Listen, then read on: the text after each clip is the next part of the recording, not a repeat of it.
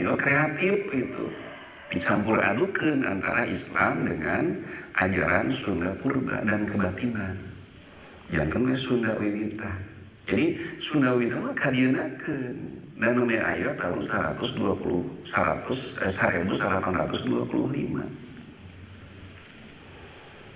Itu mung di Kuningan engke Madrais teh dikucilkan, diapilayunkeun.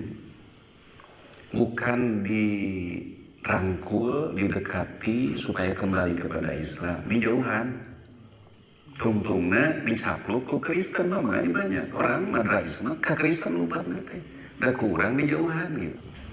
Di Kuningan itu Cigugur ya.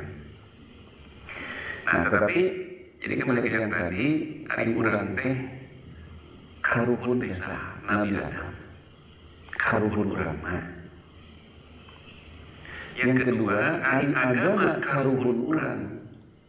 Anu diyakini pan urang Sunda Wiwitan turunan di Banten, agama naon Islam. Can Sunda Wiwitan. Keur naon urang di dunia, terus rek ka mana? Kan Islam sudah jelas.